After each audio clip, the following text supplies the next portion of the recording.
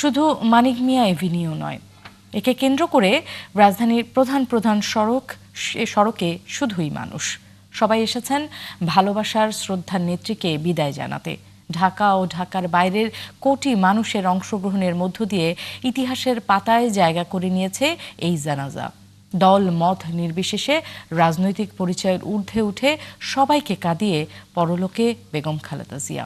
বিস্তারিত সুফিয়ান ফারাবির রিপোর্টে। সকাল 10টা থেকে নগরীর প্রতিটি অলিগলি থেকে মানিক মিয়া এভিনিউর দিকে নামতে শুরু করে জনস্রোত। নির্ধারিত স্থানে জায়গা না হওয়ায় সেই স্রোত নিজের সীমানা ঠিক করে নিজেই। উনি আমাদেরকে ভালোবাসছেন, মন থেকে ভালোবাসছেন, এই ভালোবাসা আমরা ফিরিয়ে দিতে পারবো না কখনো। দীর্ঘ 5 কিলোমিটার হেঁটে আসা এই মানুষটির সঙ্গে প্রয়াত প্রধানমন্ত্রী বেগম খালেদা জিয়ার রাজনৈতিক কোনো সম্পর্ক নেই, কিন্তু তাকে হারিয়ে বড্ড অসহায় ভাবছেন নিজেকে। তার সঙ্গে আসা স্ত্রীর মুখেও একই বেদনা। তার স্বপ্ন যেন এই দেশের মানুষ পূরণ করে, সেটাই এই দেশের মানুষের কাছে আমাদের চাওয়া, আল্লাহর কাছেও দোয়া করি।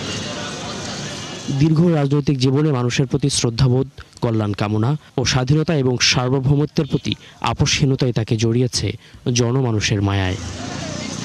অনেক দূর থেকে আসছি আমরা যে ওনার জানাজার নামাজ পড়বো এবং তার জন্য দোয়া করবো। সিরাজগঞ্জ ডিস্ট্রিক্ট থেকে চলে আসছে। দুপুর নাগাদ হতে হতে যে এটা কোথায় যে শেষ হয় তা বলা যায় না। জানাজাস্থল মানিক মিয়া এভিনিউকে কেন্দ্র করে একদিকে মিরপুর, অন্যদিকে মতিঝিল, আবার গাবতলী, নিউ মার্কেট সহ রাজধানীর প্রধান সড়কে ছিল মানুষের উপচে পড়া ভিড়। প্রতিটি অলিগলিতেই তাদের প্রার্থনার হাত সৃষ্টিকর্তার প্রতি। জিয়াউর রহমানের আমলে তখন 8 কোটি মানুষ ছিল, তখন যে হয়েছে আজকে 17 কোটি মানুষ। এই মানুষের ভিতরে আমার মনে হয় সারা ঢাকার শহর আজকে জানাজায় পরিণত হয়েছে। আজকে গণতন্ত্রের মাস চলে গেছে, আপনারা ওনাদের জোর করবেন। সামনে আমাদের নির্বাচন, যাতে আমরা সুষ্ঠুভাবে একটা নির্বাচন করতে পারি।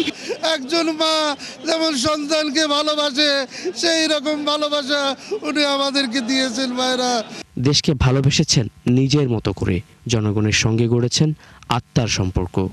আপোষহীন সংগ্রামের এক জীবন, 3টি শব্দের বিপরীতে ইতিহাসের পাতায় কোনো একদিন লেখা হবে বেগম খালেদা জিয়া।